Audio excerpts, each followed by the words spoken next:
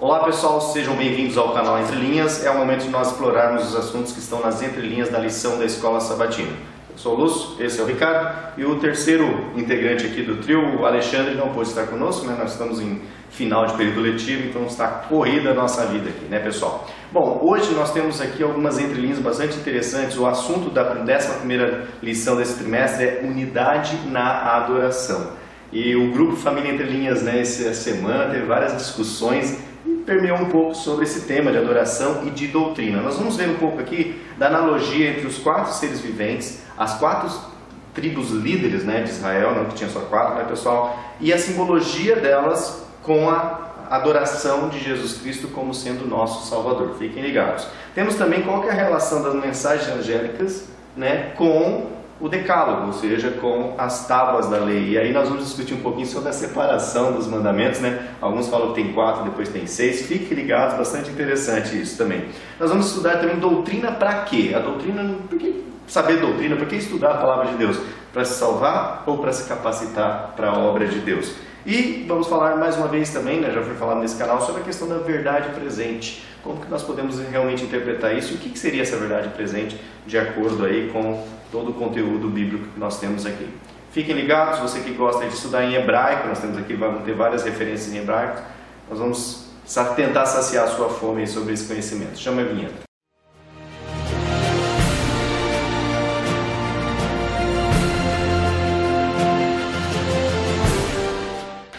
Ok pessoal, antes de nós entrarmos então nas entrelinhas, nós gostaríamos mais uma vez, aquele momento de nós agradecermos a todos vocês que dá o seu joinha, que se inscreve no canal, que compartilha e que também comenta aqui embaixo do vídeo, né? Faz seu comentário, usa a hashtag Fui Até o Fim, que assiste 1 hora de vídeo. E nós queremos agradecer alguns comentários bastante interessantes aqui que tivemos durante essa semana. A maioria, né? Hashtag Fui Até o Fim. A Ilza Viana, sempre comentando com a gente aqui, coloca assim, né? Bem bolada a ideia de colocar o seu filho Ctrl+V, né? No vídeo anterior da 10ª lição, eu mostrei aqui o Murilinho.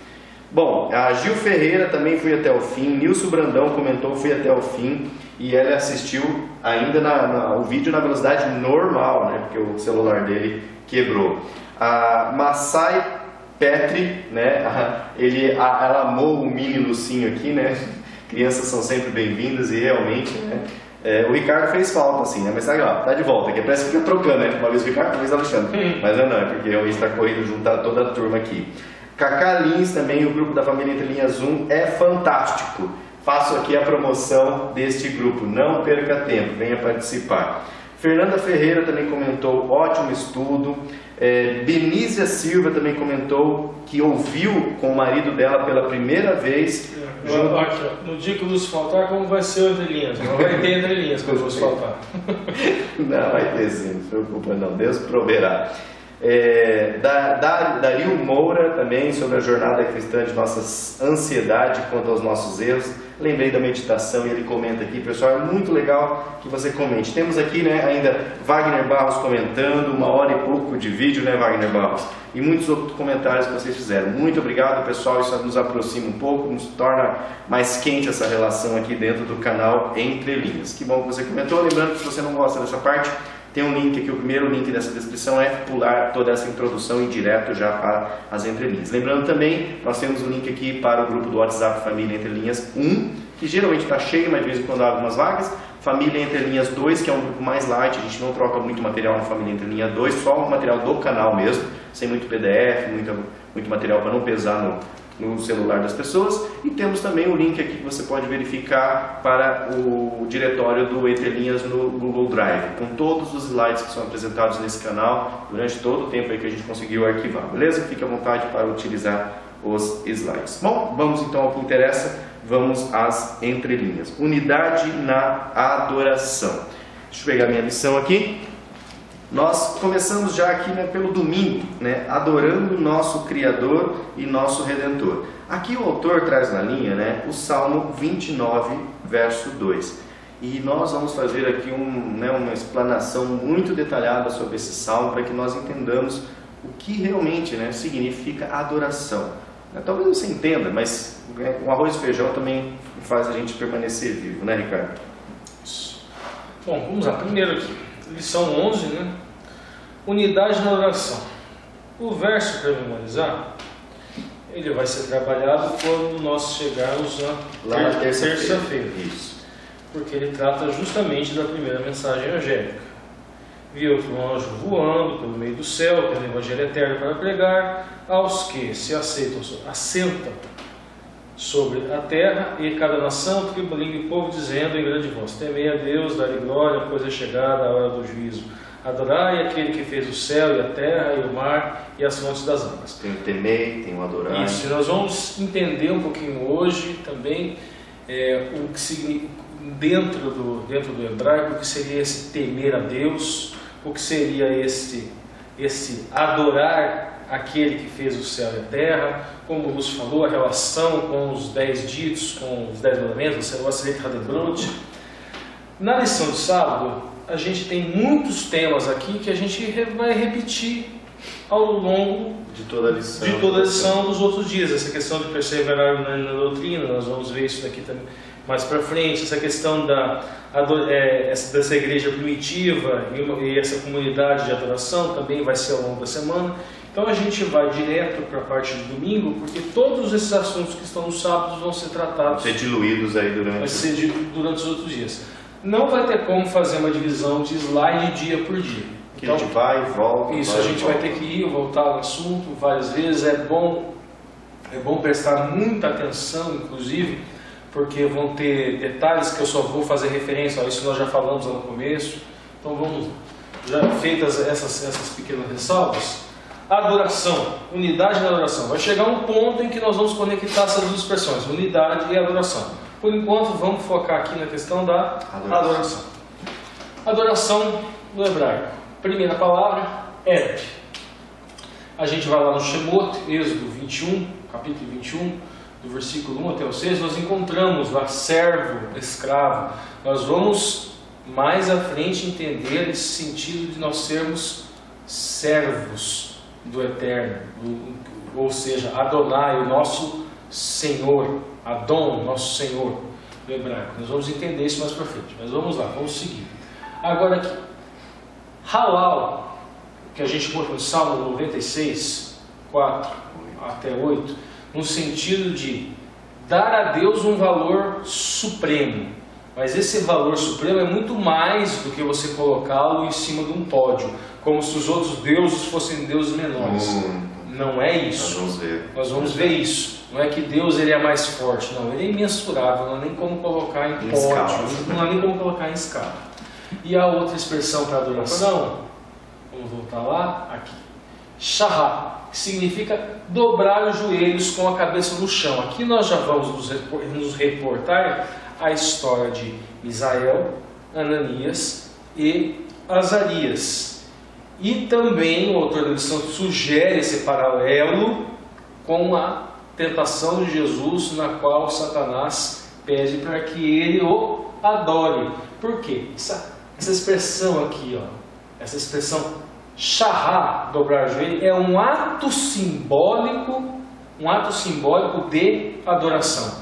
É um ato simbólico de que você serve aquele para o qual você está adorando. E aqui a expressão abodá, que é conectada com ebed, que significa servir, é a mesma raiz de ebed. Esse é o ato simbólico de que você serve a algum senhor, né? Então vamos lá. Agora aqui na linha do domingo a gente tem o primeiro parágrafo. Nós temos o seguinte enunciado. No Salmo 92, 2, Davi declarou: tributai ao Senhor a glória devida ao seu nome, adorai o Senhor na beleza da santidade. Salmo 92.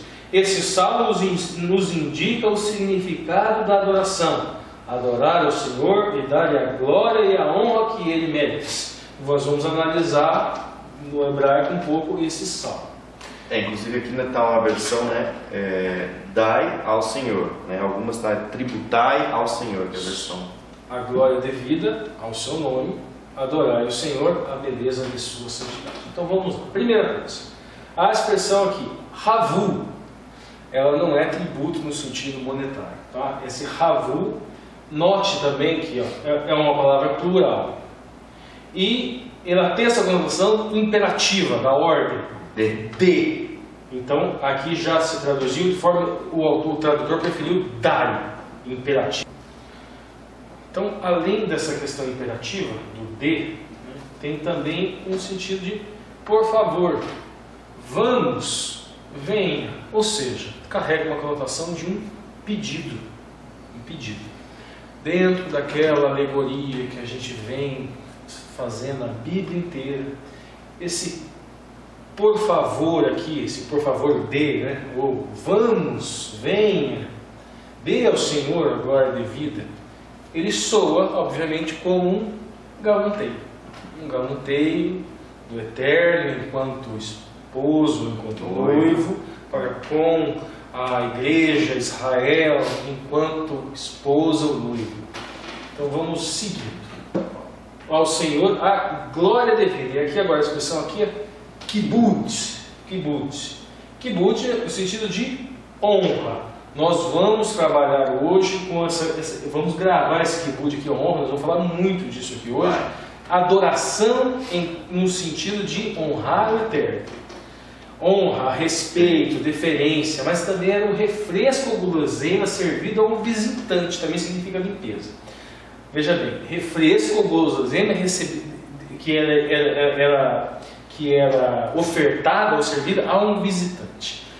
Novamente, naquela alegoria, vocês imaginem um Shalia, imaginem Eliezer, por exemplo, que foi enviado, ele vai até a casa da noiva para falar que existe um esposo assim, assim, assado. Como que ele é recebido, né? Como ele é recebido? Ele é recebido com kibutz, refresco, guloseima. Então veja bem, dai ao Senhor a glória, veio kibutz, glória devida ao seu nome. E aqui Shem, quem já está acostumado com o canal, Shem é nome, tudo bem. Mas significa também reputação, fama e também o memorial do nome do Eterno. Só que, veja bem, o nome do Eterno é Hashem. Hoje nós vamos fazer dois paralelos. Hashem, o nome do Eterno, e Satã, o acusador. A gente coloca o Ha antes para diferenciar os dois. Eu vou utilizar essa expressão, Hashem hoje e Satã. Então vamos lá. Glória ao seu nome, a Hashem, o seu nome, a sua reputação, a sua fama, o seu memorial. Quem é que leva essa reputação? O Shalia, o enviado, o apóstolo. Shalia, expressão hebraica. Para apóstolo, que significa enviado. Agora vamos aqui. Essa questão, que já vimos essa questão do nome aqui, Shem, fama. Agora aqui o adorar. Eu separei aqui o elemento prefixal e aqui o sufixo. A gente encontra justamente essa palavra aqui. Essa expressão aqui, ela vem dessa raiz aqui. Shahá, que significa dobrar os joelhos com a cabeça no chão. É um ato simbólico de adoração, um ato simbólico de honra. O Senhor, agora o ponto aqui, na sua beleza, é aqui, ó, Hider, na beleza de sua santidade. Esse Hider, veja bem, foi o tradutor escolheu beleza por quê? Porque significa adornar. Assim como a esposa ela é adornada para o noivo. Então veja bem, qual que seria o sentido dessa adoração aqui no sentido do adorno?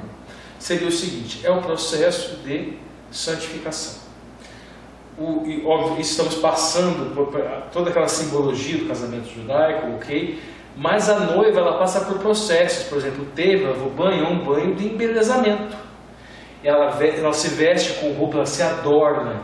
E como seria esse adorno? Esse adorno no sentido espiritual. Esse adorno no sentido espiritual seria você se adequar o seu caráter ao caráter do esposo. No sentido espiritual seria isso. Você buscar fazer o correto, você amar a Deus sobre todas as coisas e ao próximo como a si mesmo. É uma forma de você se embelezar para o esposo. E quando geralmente a noiva faz isso, ela faz isso com deleite, com expectativa. Sim. Ela nunca faz assim, tem que fazer isso porque...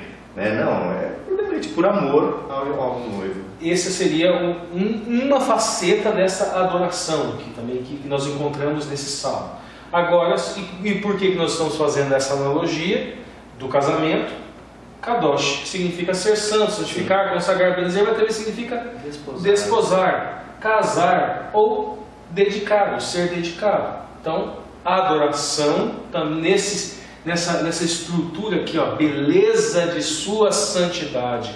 É você olhar o caráter do esposo e você ser influenciado por ele, é você imitar o seu caráter. Isso também é uma forma de adoração. E agora continuando aqui, né, com a adoração em hebraico, então o que nós vamos fazer? Nós vamos pegar aqui cada termo em hebraico para nós irmos explorando aí. Por exemplo, o termo aqui, como se pronuncia? Halal. Halal, né, dar a Deus o valor supremo, está em Salmo 96, verso 8, né?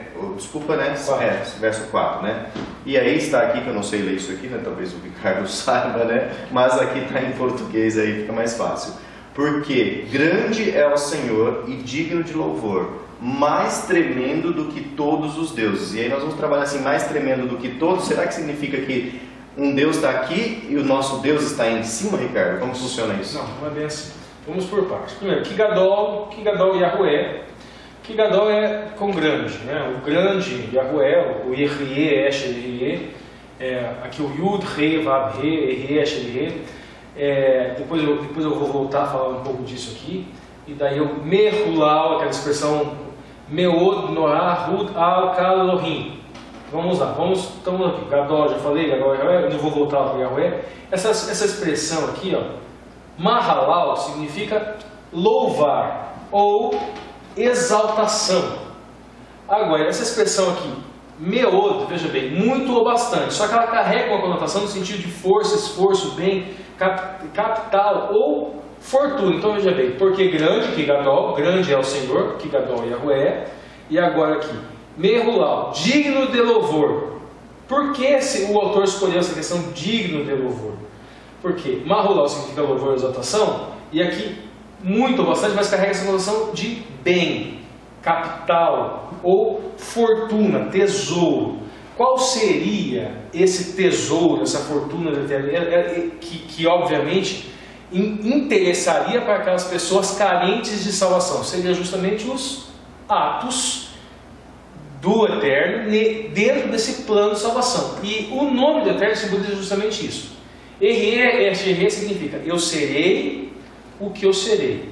Ou seja, o Eterno vai se fazer seja qualquer coisa. Ele vai se perfazer homem, ele vai se esvaziar, ele vai ser homem justo, ele vai se esvaziar de justiça e se fazer pecado, vai ser o Cordeiro de Deus que tira o pecado do mundo. Nós trinitarianos passamos por essa interpretação do nome do Eterno, do significado do Eterno, Então esse tesouro, essa força, esse bem, são os atos pelo qual o Eterno se faz para nos salvar, para nos resgatar, para que nós possamos casar com Ele, para que nós possamos buscar essa beleza de sua santidade. É tudo aquilo que Ele faz. Ele nos capacita, o Espírito Santo nos capacita, Ele nos salva. A gente tem todo o processo de santificação, desde a justificação pela fé, até a santificação do Espírito Santo, até a glorificação depois da segunda vinda de Cristo. Então, tudo isso é o esforço, é o bem, é o capital, a fortuna. E aqui a expressão aqui, Norá, que foi traduzida por mais tremendo do que todos os deuses, que é aquele ponto que o Lúcio falou. Ela pode ser traduzida também por terrível, mas ela pode ser traduzida por muitíssimo. É uma intensidade, né? Esse terrível é de muita intensidade. Isso, é algo muitíssimo, e daí agora tem a expressão Norá, Hu, que seria aquele ou aquilo ou ele, e depois aqui Al, e o tradutor preferiu isso aqui, ó, sobre ou acima. Então, ou seja, ele seria muitíssimo acima, e daí Kal, que seria todos, e daí Elohim, muitíssimo acima de todos os deuses, muitíssimo acima de todos os deuses. Só que veja as outras colocações do termo: acerca de, perto de, por causa de, contra, a favor de, diante ou concernente a. Então, veja bem, se limitou, se fez um corte no significado inicial e se escolheu essas duas primeiras, no sentido de que ele estaria acima. Só que qual é o problema disso? A gente colocar como se ele estaria acima, então isso quer dizer que existe um Deus. Existe uma escala de deuses. Uma escala, exatamente. Existe um panteão. Um panteão. Não, só existe um tipo de Deus. E a gente encontra isso nas outras conotações. É mais ou menos assim. Não significa que os outros deuses derivam dele. Aí nós já estamos entrando numa doutrina completamente estranha. Mas significa o quê? Por exemplo, a estátua do bezerro de ouro que o pessoal estava lá adorando. Pera lá. Quem é o criador do ouro? Deus. Deus. Da onde que vem as leis, vamos dizer assim, as leis da física, as leis da metalurgia para derreter o metal e depois fazer as regras de estética para depois fazer o bezerro? Vem de onde? Vem da criação. Ele criou todas as coisas. Quem criou o bezerro, né? A forma do bezerro. O bezerro, o próprio bezerro, é criação de Deus. Então, tudo que gira em torno desses outros deuses, né, de todos os de cada Elohim, na verdade deriva do único e verdadeiro Deus. Então não tem nem como comparar. Não tem como exatamente, não há como comparar, porque tudo que fala dos outros deuses é acerca do verdadeiro Deus. Porque o artífice que fez o ouro, na verdade, não criou nada novo. O Pará é criação única e exclusivamente divina. Então, vamos lá? Beleza, agora a gente vai avançar aqui para a questão número 1, onde fala sobre Apocalipse, os capítulos 4 e capítulo 5, né? Que descreve a entronização de Jesus no céu e em sua ascensão. Né? Daí, de acordo com os habitantes do céu, quais são as razões para adorarmos a Deus e a Jesus, o Cordeiro? E aí nós vamos trazer aqui aquela analogia dos 4 seres viventes, das 4 tribos mais evidentes, né? Mais influentes de Israel. Isso, a gente tem essa pergunta aqui, quais as razões para adorarmos o Deus e a Jesus o Cordeiro? E essa pergunta, ela está dentro dessa analogia, ou dessa pedagogia, ou dessa imagem que foi utilizada para passar uma doutrina, que ela vai desde Ezequiel, vai ao Apocalipse, e vai também as bandeiras que as tribos líderes de Israel utilizavam. Vamos explicar um pouco, primeiramente, essas bandeiras aqui. Quando a distribuição, vamos dizer assim, das tribos era em marcha, era mais ou menos dessa maneira. Nós tínhamos Efraim e ela carregava o estandarte de um boi. Era uma das tribos líderes. Depois aqui nós tínhamos Ruben e carregava o estandarte de um homem. Judá de um leão e Dan de uma águia. São justamente esses 4 animais que nós encontramos lá no Apocalipse como sendo os 4 seres viventes. Então entendemos que é a mesma simbologia aqui. Quem está acompanhando a pergunta já, mas como isso responde essa pergunta de oração? Vamos com calma que vocês já vão ver. Vamos lá, Apocalipse. Havia diante do trono um mar de vidro semelhante a cristal, e no meio do trono e ao redor do trono 4 animais cheios de olhos, por diante e por detrás. Aqui uma alusão à onissapiência divina. E o primeiro animal era semelhante a um leão, e o segundo animal a um bezerro, e tinha o terceiro animal o rosto como de um homem, e o quarto animal era semelhante a uma águia voando. Apocalipse 4:6.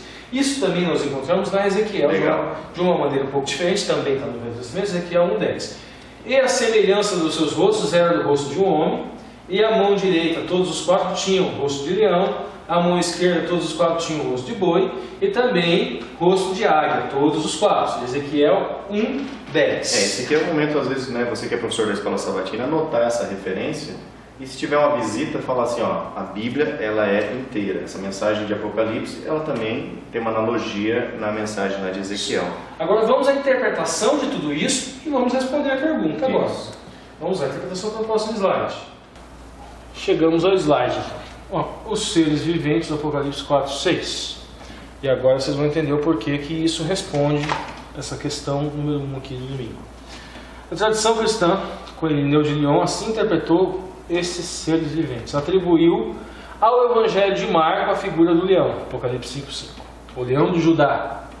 Né? A figura do leão aparece 28 vezes no livro do Apocalipse. Jesus é chamado de leão por Marcos. E aqui essa frase: contrapõe Jesus ao imperador romano. Jesus é o Salvador e não o imperador. Seria mais ou menos isso. Aqui ficou um pouco confuso. Seria mais ou menos o seguinte: leão, no livro de Marcos, mostra o Eterno, mostra Jesus enquanto rei, mas um rei diferente do que eram os imperadores romanos. Primeiramente, que os imperadores romanos eram uma farsa enquanto deuses. Eles não eram deuses de nada, eles eram mortais, tiranos, eles não tinham amor pelos seus súditos, pelos seus servos, né? A expressão Kyrios do grego, inclusive, ela era utilizada apenas para imperadores romanos e utilizava para Cristo, o nosso Senhor. A gente tem uma expressão similar no Velho Testamento, que é Adonai. Adonai também seria Senhor, mas aplicada ao Eterno. E aqui no Novo Testamento é utilizada para Jesus. O livro de Marcos, então, seria uma demonstração de Yoshua enquanto realeza. Esse seria o primeiro motivo para adorar Jesus enquanto Criador, enquanto Redentor, enquanto Rei. O leão seria um símbolo disso. Depois em Lucas, bezerro. Lucas mostra toda a humanidade de Jesus. Através da figura do novilho, é um animal de serviço. Lucas fala do quê? Então, do ministério do serviço. Jesus veio à terra para servir. Representa este aspecto do ministério de Jesus. Bom, ainda lembra a abertura do Evangelho de Lucas, que acontece no Templo de Jerusalém, com os seus sacrifícios rituais de purificação. Todo corbanote, aquele cordeirinho, aquele sacrifício do cordeirinho. O Salvador, Yoshua, ele fica mais evidenciado isso no livro de Lucas. Então, qual é a razão para nós adorarmos? Pela sua humildade, pelo seu ministério enquanto serviço de salvação para nós. É o caminho de salvação para nós. E isso fica claro no Evangelho de Lucas. Então, a resposta nós encontramos em todo o Evangelho segundo a ótica de Lucas, que vai mostrar Jesus enquanto bezerro. Depois nós vamos para Mateus, homem. Mostra Jesus enquanto Ben-Adam, enquanto filho do homem. Inclui uma genealogia diferente. Isso, Mateus mostra o seu lado humano de Jesus. Chama-o de filho de homem. Seu Evangelho inicia com a genealogia de Jesus. Jesus faz parte da história do povo de Deus. Então, mais um motivo para nós adorarmos aqui. E nós encontramos a resposta para essa pergunta em todo o livro de Mateus, que vai dar esse enfoque sobre o Messias, sobre Yoshua. Agora, a águia, representada pelo evangelista João. A ideia é apresentar Jesus como quem tem visão privilegiada, alguém capaz de chegar às alturas do céu. O primeiro capítulo de João apresenta Jesus como Deus, seu lado divino. Ele está muito acima de tudo o que podemos ver ou compreender. O evangelho espiritual, muitas passagens são difíceis de compreensão. Então, qual é a razão para adorarmos o Eterno e para adorarmos Jesus? Todo o evangelho de João vai nos mostrar esse enfoque dele enquanto águia. Ou seja, divino do céu. Divino. Interessante, eu nem falei na introdução. Então, é uma analogia entre os 4 seres viventes, entre as 4 tribos líderes de Israel e os 4 evangelhos. Faltou isso na introdução, mas quem assistiu até aqui está pegando isso aí. Bom, agora a gente vai avançar um pouco, né, para a outra definição. Opa, fui demais. Sobre a outra definição sobre a adoração, que tem agora uma relação aqui com Mateus, né, lá na pergunta número 2 da lição de segunda-feira, falsa adoração. Vamos começar a falar sobre a falsa adoração. Em Mateus 4, no verso 8 a 10, né, posso ler agora aqui, né? Outra vez o levou, transportou, né, o diabo consigo a um monte muito alto e mostrou-lhe todos os reinos do mundo, né, e sua glória, e a glória deles, né? E disse-lhe: tudo isto te darei se prostrado me adorares. Prostrado, isso aqui vai ser o link que já hoje a gente volta lá no slide. Então disse-lhe Jesus: arreda-te, vai-te, Satanás, porque está escrito: ao Senhor teu Deus adorarás e só a Ele servirás. Bom, então vamos lá. E aonde está escrito? Já que porque está escrito, vamos ver aonde. Aonde que na Torá está escrito isso? Está lá em Deuteronômio 10:20, está lá no Devarim 10:20. Ao Senhor teu Deus temerás e Ele servirás, e a Ele servirás, e a Ele te chegarás, e pelo seu nome jurarás. Nós vamos pegar aqui na resposta de Jesus, na resposta de Yeshua, e na referência, no caso da Torá dada, e nós vamos pegar pincelar mais 4 conceitos que são aplicados à adoração. Vamos lá. Primeiro, a questão aqui, ao Senhor teu Deus temerá. E a expressão aqui é tirá. Esse temer a Deus não é ter medo propriamente. Até pode trazer essa conotação, mas olha aqui, temer, honrar ou respeitar. E nós vamos fazer uma associação mais para frente do honrar no sentido de adoração e com associação também com a mensagem angélica e os mandamentos. Honrar pai e mãe. Mas nós já fazemos isso. Por ora, lembre que a adoração também é temer a Deus, também é honrar a Deus. Então temerás aqui Deus no sentido de honrar. A Ele servirás. Aqui peguei o elemento, o prefixo aqui, é avod, a raiz. Avod significa trabalhar, servir, adorar, render culto, servir a Deus. Então veja bem que essa adoração também é prestação de serviço. Se você é servo do Eterno, se Ele é o seu Senhor, então você trabalha para Ele. Certo. Aquele ministério lá de Jesus, veja bem, Jesus nos serve e nós servimos a Ele. O Eterno se fez carne para nos servir e agora nós, é uma singularidade. Lá no Salmo 23, lembra que nós falamos lá dos ciclos de justiça? Veja o ciclo de justiça aqui relacionado ao serviço, relacionado ao avô. Então vamos lá, continuando. Tiramos mais essa conotação com relação à adoração. E a Ele chegarás. Aqui o elemento prefixal que eu separei aqui, que seria o devak. Aqui está o debak, que seria juntar-se, unir-se. Então adoração no sentido de você se unir. Emuná, que é no caso fé em hebraico, tem o sentido de crença, tem o sentido de fé, tem o sentido de fidelidade, mas também tem o sentido também de você estar junto, unido. Então a adoração também é você estar unido em comunhão de pensamento, em comunhão de desígnio, em comunhão de propósito. Seguindo, isso também é adoração. Agora, pelo seu nome não jurarás. E aqui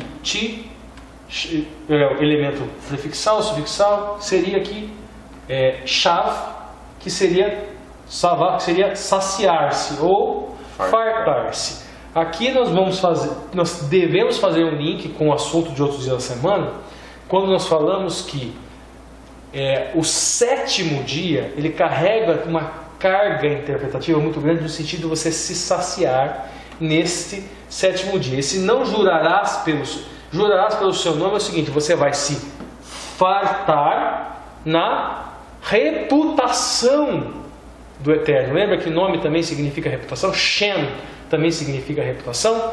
Olha a justificação pela fé aqui de novo, lá no Deuteronômio. Esse pelo seu nome jurarás também pode ser lido: pela sua reputação você será saciado, você vai se fartar. Então isso também é uma forma de adoração, agora já atrelando aí o conceito de expiação de pecado. Jesus como sendo o sacrifício, o hatat, aquele que se faz pecado para expiar os nossos pecados.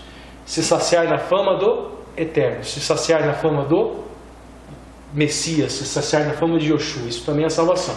Nós temos aqui o paralelo feito: a tentação de Jesus, na qual ele não dobra o joelho. Vamos voltar no primeiro slide. Vamos lá. Dobrar o joelho. Aqui. Lembra que a gente falou de adoração? Opa. Olha o ato simbólico aqui de adoração. Shahá, dobrar os joelhos com a cabeça no chão. É um ato simbólico de que você é servo, ebed, e de que abodá, que você vai servir a alguém. Se no caso é uma divindade, halal, e no caso dos três, Ananias, Misael e Azarias, que Nabucodonosor construiu aquela estátua de ouro, a ideia era: vocês pratiquem um ato simbólico, shahá, que demonstra que vocês servem o que representa aquela estátua, que no caso seria um outro Deus. Agora vamos seguir lá, vamos voltar lá para o slide 7. Olha o que Satanás pede. Volta lá, olha o que Satanás pede. Satanás pede justamente que o Messias dobre o joelho. É uma forma de adoração, ele pede que o adore. é o mesmo ponto. O autor da lição nos pede para fazer um paralelo com os dias de hoje e com os dias próximos da vinda do Eterno, né? da concretização da segunda vinda de Cristo. Hoje talvez nós podemos estar praticando atos simbólicos diferentes e que às vezes nós talvez nem podemos estar identificando, mas qual é o perigo, vamos dizer assim? Não é nem o ato simbólico em si, mas é o que aquilo representa. Se eu coloco na minha vida qualquer coisa como sendo meu Quírios, como sendo meu Adonai, como sendo meu Senhor, se eu vou servir, se o meu trabalho, se a minha energia é muito mais empregada, seja no que for, do que no Eterno, então eu estou praticando uma adoração no sentido contemporâneo. E daí os atos simbólicos podem ser os mais variados possíveis. Muitas vezes a pessoa pode jogar bola, e isso pode não representar propriamente um ato simbólico de adoração a outro Deus. Mas conforme aquilo tem uma representatividade diferente para ela, pode sim ser um ato simbólico de adoração a outro Deus. O dinheiro a capacidade de você adquirir fundos, que pode ser até uma bênção, é um dom de Deus, pode ser proveitoso. Sim. Se por um acaso você coloca aquilo como o norte da sua vida, você serve ao dinheiro, então aquilo lá é um Deus. Então tudo vai depender dos seus atos, né? Como as pessoas de como você interpreta o ato. Da influência, de querer sempre ser um cara que se destaca, que sempre esteja num pódio, que as pessoas estejam vendo ele. Novamente, às vezes Deus honra, claro, nos coloca em situações que todo mundo nos conhece e nos vê, mas novamente o ato simbólico, por que eu estou lá, o que eu estou fazendo lá, se isso domina a minha vida, se eu faço de tudo para subir os degrauzinhos só para ficar aparente. E a gente pode fazer isso até na religiosidade. Sim, muitas vezes nós podemos colocar a reforma alimentar como sendo objeto de adoração no lugar de Yoshua. Ou nós podemos colocar, às vezes, uma doutrina X, uma doutrina Y, que nós defendemos a vida inteira, e que às vezes essa doutrina não é a correta. O Espírito Santo te dá até sinais, mas você não quer abandoná-lo. Aquilo pode ser uma falsa adoração também. Sim.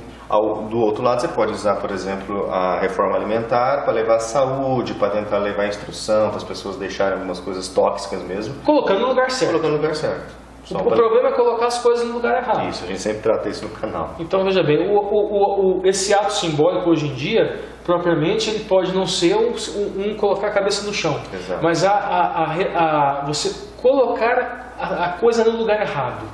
Isso pode ocasionar uma falsa adoração dentro da igreja, não só fora da igreja. A gente separar os pagãos como sendo os únicos que adoram a besta. Não, a gente pode estar adorando a besta dentro da igreja quando a gente coloca no lugar de Jesus coisa que não cabe. Que não cabe, exatamente, né? Agora continuando aqui, né, Deuteronômio 10:20 fala como que servir, como que adorar, e nós vamos ver... sim, falamos da sociedade. Nós vamos ver agora sobre a relação disso aqui com o Shemot. Isso. Por quê? Veja bem, nós estamos falando de adoração, nós já falamos que pincelamos as facetas da adoração, e nós passamos aqui pela honra, né? No sentido de adoração, no sentido de honrar a Deus. E nós temos nas tábuas dos 10 mandamentos... tem um mandamento aqui. Tem um mandamento que ele tá aqui, trata justamente de honrar, só que é honrar pai e mãe. Utilização kabed et av havet imha. Significa o quê? Honrar pai e mãe. Sempre que eu falo isso nas classes, isso que eu vou falar agora, que essa divisão entre... O pessoal costuma dizer assim, os 4 primeiros mandamentos são para Deus. São para Deus. A relação sua com Deus. Vertical. Aí os 6 últimos seriam horizontal. Amar ao próximo. E sempre que eu falo que não é bem assim, porque aquele que em tese seria a quinta ordem, a quinta mitzvot, né? Porque na verdade as Aseret Hadebrot são 10 ditos, não são 10 mandamentos. É uma tradução meio livre, vamos dizer assim. Tá, mas quando chega aqui no quinto, que é honrar pai e mãe, ele, na verdade ele não seria horizontal. E dentro do judaísmo existe essa exegética que eu trouxe aqui hoje, que é a Mekiltá sobre o Shemot 20:12, que seria a interpretação exegética sobre justamente esse mandamento. E daí a Sifrá, que é outra interpretação também, sobre o Vaikra, o Levíticos 19:13, que seria justamente esse mandamento. E vamos dar uma lida. Deus acredita a honra aos pais como se fosse mostradas a Ele próprio. E de modo contrário, a negligência em honrar os pais é considerada como um insulto a Deus. Então, adoração, no sentido de honrar pai e mãe, também faz parte. Esse mandamento também é adoração. Por quê? A gente estava conversando até antes com o Lúcio. Você constrói na sua mente, olha a responsabilidade do pai. Você constrói na sua mente enquanto filho o que seria um criador e a criatura, no sentido do eterno criador sobre todos os sentidos, sob o sentido de Bará, inclusive Bereshit, Bará Elohim, no princípio criou Deus, o Senhor criou a partir do nada, criou todas as coisas. Você constrói isso da sua relação enquanto criatura com o Criador, na sua relação com o Pai. A partir da relação. A partir da sua relação com o Pai.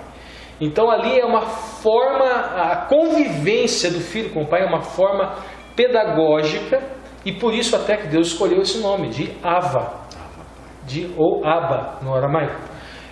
Porque é a maneira de você vivenciar isso, de você entender. Você só vai entender o amor do Eterno se você entender o amor do pai por filho.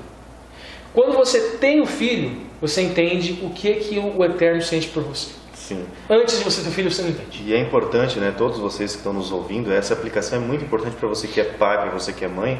Vocês viram aqui o Murilinho lá no splash lá do frame que a gente deixou. E realmente ela tem que ser uma prática na sua vida. Ou seja, quando você estiver com o seu filho, quando ele estiver fazendo algo errado, quando você vai tentar conduzi-lo, toda hora eu lembro, né, que a gente já tratou dessa analogia no canal, né? Daí eu lembro, caramba, né? É a imagem que o Murilo está criando de Deus. Então, se eu pegar lá e der uma cintada nele, der, né, uma corrida, vamos tratar ele como se trata um boi, um cavalo, né? Eu falo, ele vai construir uma imagem de que Deus é assim que corrige a gente, é na pancada. Então, às vezes, ele faz as artes deles, tem que ir lá, você tem que conversar com eles, tem que guiar eles, tem que instruir ele.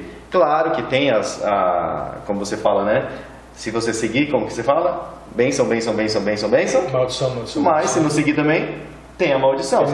Mas tem a parte final. Tem a parte se o seu coração constrito se humilhar, então teria misericórdia em razão de Abraão, Isaac e Jacó, seus antepassados. Então, eu acho que isso é interessante, da gente ensinar os filhos, sabe? Você instrui ele faz o que você pediu, é pro bem dele, né? Mas tem as consequências. Mas tem as consequências. Se ele não obedecer, tem as consequências que você já pode deixar claro para ele. Mas de qualquer forma, se ele se arrepender. Então, pessoal, se atentem a isso, porque nós estamos criando, como eu falo com alguns amigos, nós estamos criando monstros. Muitas vezes nós estamos criando monstros. Então, é a partir de uma relação que Deus nos deixa o exemplo isso. de como... Então, mas veja bem, o que tudo isso tem a ver, então, com a lição e com a mensagem angélica? Terça-feira, a primeira mensagem angélica. Vamos ler a primeira mensagem angélica? Apocalipse está lida aqui, Lúcio, vai. Dizendo em grande voz, temei a Deus e dai-lhe glória, pois é chegada a hora do seu juízo. E adorai aquele que fez o céu, a terra, o mar e as fontes das águas. Então veja bem, dar temei a Deus e dar-lhe glória ou dar honra, que é justamente aqui, cabet. Então como que eu vou aprender a honrar o Eterno? Na relação entre pai e filho. É aí onde você vai aprender dia a dia a honrar o Eterno. Então eu sempre tive dificuldade de entender o Eterno que disciplina com vara de marmelo e não com a shevet. O Eterno disciplina com a vara, com a shevet, que tem a curvinha, que é a vara do cordeiro, que resgata, que protege, que mostra o caminho. Agora essa história de quebrar a perna tem a santa paciência. Então, com a shevet, o Eterno realmente disciplina, mas disciplinar não necessariamente com agressão física. Meu pai nunca me agrediu com agressão física, mas ele me disciplinava. Sentava, conversava, falava, olha filho, é assim, assim, assim. Se você for por esse caminho, você vai me desprecer. Se você for por esse caminho, eu vou gostar. Isso é disciplinar. Filho precisa de disciplina, mas não com surra esquisita. Tipo, eu vou esperar o sábado, depois do sábado eu vou te descer o reino porque você me desobedeceu. Vou te descer assim. São coisas esquisitas assim, sabe, que a gente acaba construindo e nós estamos construindo uma imagem errada do Eterno. A gente tem que ir com um pouco de calma. E isso, então, nossa entrelinha aqui é associar este mandamento com a mensagem angélica. Quando fala temer a Deus e dar glória, é honrar o Eterno. Nós buscamos experiências práticas aqui. O autor da lição, ele vai criar um outro paralelo com a Seret Hadebrot e a mensagem angélica. Nós vamos encontrar no próximo slide. E ele faz o paralelo com o sábado. Nós vamos dar uma analisada nisso, esse paralelo que o autor faz com o sábado. Vamos lá, primeiro aqui. Lembra-te do dia do sábado, Êxodo 28, lembra-te do dia do sábado para santificar. Agora vamos lá. Primeiro, santificar. Kadosh, ser santo, ou seja, sábado é um dia do deleite. É um dia do esposo para com a esposa. É um momento no tempo que o Eterno encontrou para se relacionar, para ter intimidade com Israel, com a igreja. É o sábado. É Kadosh. Por isso que é Shabbat Le Kadeshot. Então vamos lá. Seguindo agora a leitura. Mas o sétimo dia é o sábado do Senhor teu Deus. Êxodo 20, 10. O autor da lição, ele faz a associação com a mensagem angélica, volta lá para o slide antigo, pelo seguinte. E adorai aquele que fez o céu e a terra e o mar e as fontes das águas. A associação que ele faz é por quê? Bereshit bara Elohim et Shamaim vet ha'art ve'ad ha'tat u'hu vavou. Tipo, no princípio criou Deus os céus e a terra e tudo que nele há, a terra era sem forma e vazia. Céu e terra. E o sábado é o memorial da criação. Por que em 6 dias fez o Senhor teu Deus os céus e a terra? É isso que a gente não encontra lá no Sertebrot, os 10 mandamentos. O porquê de guardar o sábado. Então ele faz também uma associação da mensagem angélica com o 4º mandamento. Lembra-te do dia do sábado para santificar. Mas vamos seguir aqui. Tem mais questões idiomáticas aqui. Mas o 7º, Shevi é 7º. Com as mesmas letrinhas, você escreve. Se você fosse transformar 7, Shevi, num verbo, seria Sheviá. Seria saciedade ou fortuna. Porque Deus cria em 6 dias todas as coisas. Mas a criação, ela traz saciedade mesmo quando se cria a coordenada de tempo na qual o Criador encontra a criatura. O Criador tem um tempo para se relacionar com a criatura. E aí nós temos saciedade, aí nós temos fartura. A adoração no 7º dia é justamente para nós nos sentirmos saciados no relacionamento com o Eterno. É nele que nós encontramos fartura. É aquela Salmo 23. O Senhor é meu pastor e nada me faltará. O Yahweh Roi Lo Esá. Se Ele é meu pastor, eu não sinto falta de nada. Por que eu não sinto falta de nada? Porque eu estou saciado. Para que serve o sábado? Para eu ter essa saciedade. Shavat, no caso que deu nome a sábado, que significa cessar, terminar. Porque o Eterno terminou a criação quando Ele separou o dia para o esposo se deleitar, ter intimidade com a esposa. E voltando à questão da adoração, a gente vai encerrar agora aquela segunda parte do título, né? Que é a unidade na adoração. A adoração, essa lição me fez repensar a sua relação e a minha relação com o sábado. O que é o sábado para você? O sábado tem que servir para isso aqui, senão novamente a gente está dizendo que deleite, que tem que ser um deleite, tem que ser um momento de intimidade, tem que ser um momento, inclusive acho que Isaías, chamareis o meu dia de santo e deleitoso dia do Senhor. Ou seja, se você não, às vezes eu até falei com o Ricardo, às vezes... A experiência do Lúcio acho que não está querendo falar isso. Às vezes a gente pesa tanto o sábado, com muitas coisas... Porque o Lúcio é uma pessoa que tem muito cargo. Então, agora tem menos, mas graças a Deus. Mas ele tinha muito cargo, muita função, sobrecarregava o sábado dele, acabava obviamente, ele servindo a Adonai, só que o sábado não era deleitoso. Daí você fala assim, nossa, chegou o domingo, vou descansar. Daí você fala assim, espera aí, mas descansa no sábado, não é no domingo, Precisa ver o equilíbrio, então nós temos que repensar, porque o sábado está envolvido, olha quantas referências, É intimidade. Está envolvido a adoração. O sábado está envolvido a oração. Está envolvido o serviço, sim, mas também nos 6 dias trabalharás, Então temos que servir, sim, ao Senhor, mas nos 6 dias. O sábado nós precisamos deleitar. Isso. E há um ministério no sábado, mas deve ser um ministério deleitoso. Vamos agir com equilíbrio. Exatamente. Sempre aquele também não é para ficar dormindo o sábado inteiro só. Também não dá. Então, aos extremos aí. Bom, então encerramos aqui a parte da adoração. Mas nós falamos sobre a unidade na adoração. E aí nós vamos então avançar um pouquinho aqui, né? Agora a gente chega na unidade. Em Atos 2:42, que é o texto aqui de quarta-feira, né? O estudo da Bíblia e comunhão. Isso. Vamos lá, primeiro. E perseveraram na doutrina, os apóstolos, né, que são os chalias, são os enviados para buscar a esposa até o esposo, fazer o encontro dos dois. E na comunhão. Aqui duas expressões gregas. Vamos trabalhar primeiro didaquê. Essa expressão didaquê é um substantivo feminino que pode ser tanto o ato de ensinar quanto o próprio conteúdo que é ensinado. E nós encontramos no hebraico duas palavras que são similares, mais ou menos isso. Essa laká, que seria literalmente significa pegar, tomar, levar, receber, acertar, comprar, adquirir. Ou seja, você pega essa doutrina, você vai atrás, você toma, você leva onde você no caminho da vida, você recebe de alguém, você acerta, você compra, ou seja, tem um preço, você tem um esforço de você buscar essa doutrina. Você adquire ou você conquista. Então por isso que se utiliza essa expressão para doutrina. É algo que existe um esforço. Esse esforço doutrinário, ele é para salvação? Obviamente que não. Mas é para o servir. É para isso que serve a doutrina. Pode até parecer meio redundante. A doutrina serve para servir. A doutrina serve para servir. Bom, então a importância da doutrina é no ministério. Essa que é a importância. Não é porque uma pessoa tem mais ou menos doutrina que ela vai ser mais ou menos salva. Salvação é uma só. É independente do conhecimento da doutrina que você adquiriu.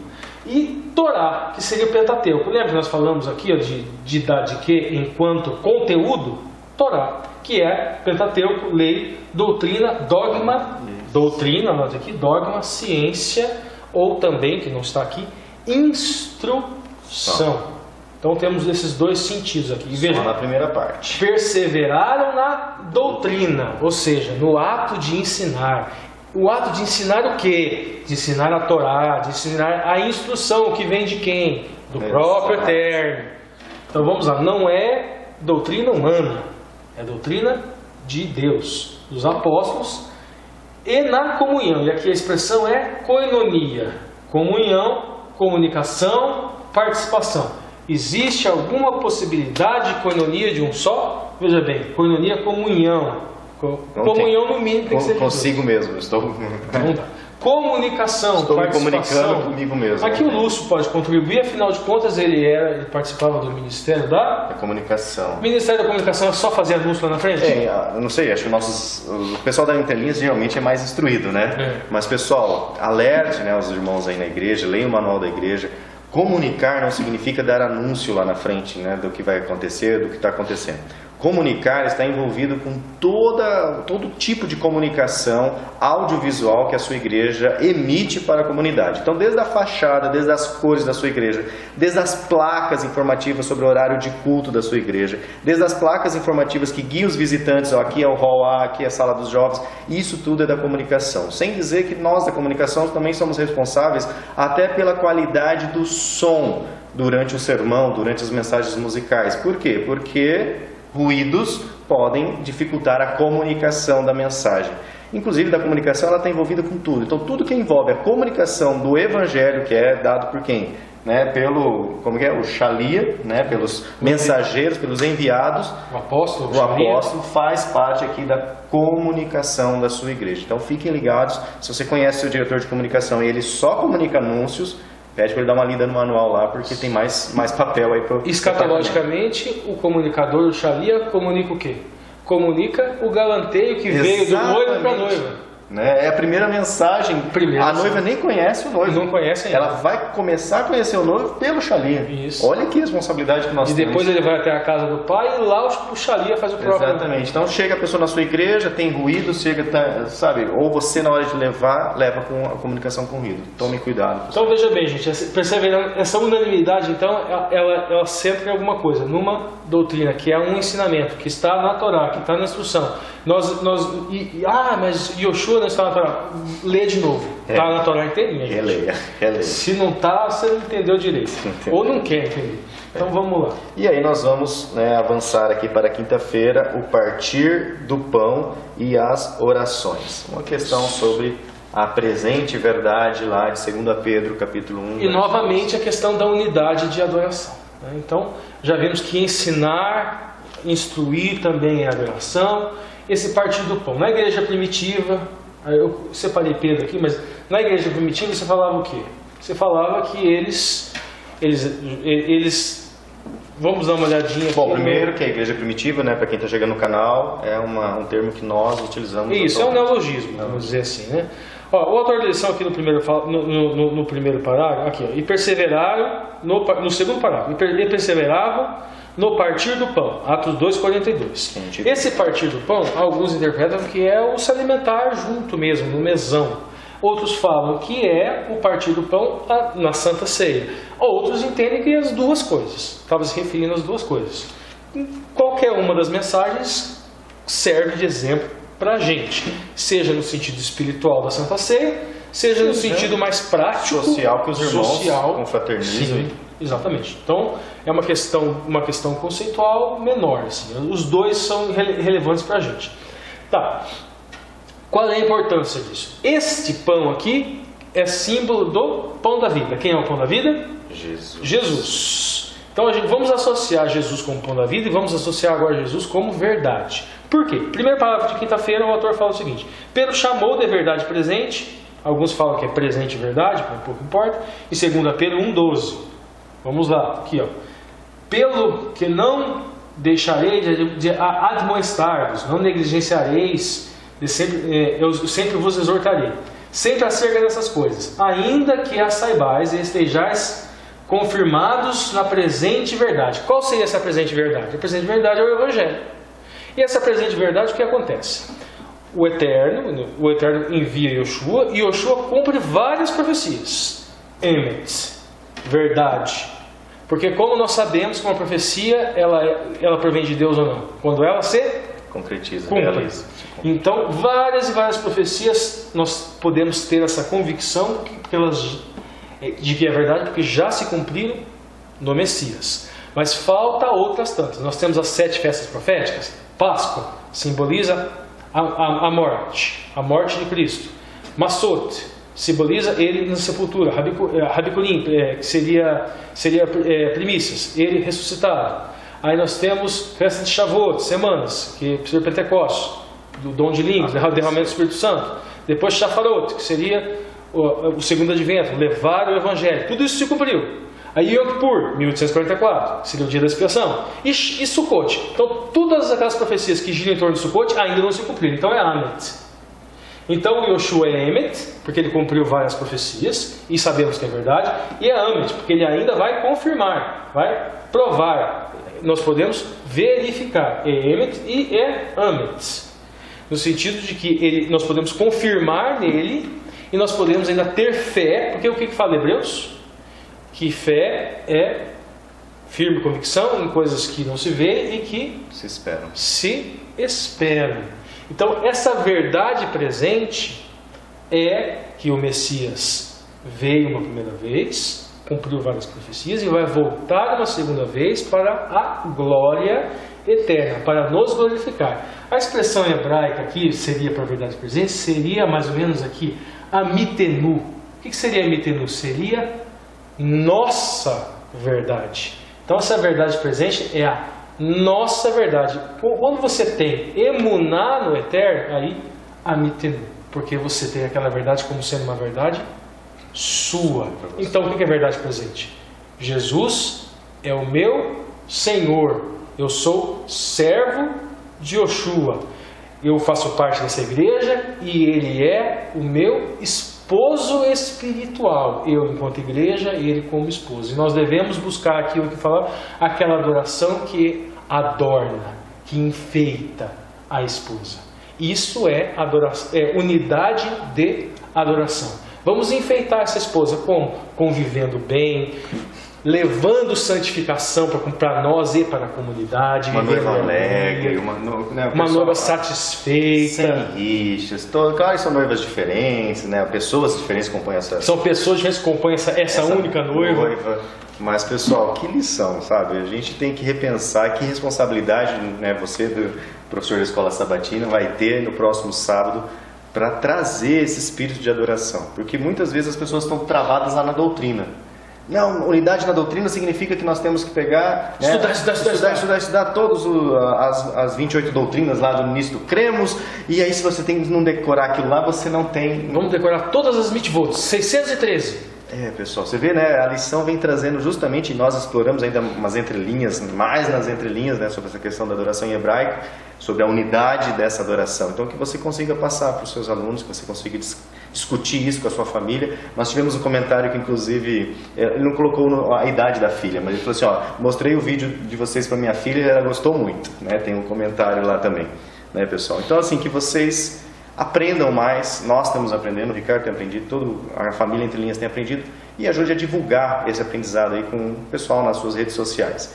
Graças a Deus, o grupo Entre Linhas lá, o pessoal está firme, forte, divulgando, o canal tem crescido em qualidade, tem crescido também em números de inscritos e em números de comentários. Isso é importante, porque nós temos isso, né, Ricardo, nas nossas orações aqui atrás das câmeras, que isso não é para mim, nem para o Ricardo, não é para eu aparecer, nem para o Ricardo aparecer, nem para o Alexandre aparecer. Nós temos nossas profissões, nós precisamos... Temos muitas coisas aí na vida para fazer, temos outros ministérios também para fazer, temos família para cuidar. Nós fazemos aqui realmente, né, porque nós queremos entender mais, o Espírito Santo tem nos cuidado, nos dado mais entendimento sobre certos assuntos, e que estamos fazendo aquilo que o Shalia deve fazer. Anunciar, anunciar e anunciar. Então, faça parte também, seja um Shalia, anuncie essa verdade aí para todo mundo, que com certeza, né, as pessoas serão abençoadas e conhecerão esse noivo, né? Tem a imagenzinha na capa da lição, para que todo mundo realmente conheça esse noivo e se prepare com alegria, Ricardo. Me dá assim, uma tristeza, às vezes, ver os irmãos se preparando para o céu, mas com aflição, com tristeza. Não é? Olha a imagem que Cristo vem trazendo. E às vezes, como o Ricardo colocou aqui, às vezes isso foi prejudicado pela formação da imagem de Deus devido ao relacionamento que teve com os pais. Então, pessoal, não esqueça de deixar seu joinha, é muito importante mesmo. Se é inscrito no canal, não esqueça de deixar seu sininho acionado para que você seja alertado sobre os próximos vídeos, né? E deixa aí o comentário, #fui até o fim. Esse vídeo vai passar de 1 hora, é tradição já no canal, beleza? Nos vemos então na penúltima lição desse trimestre. Tchau, tchau.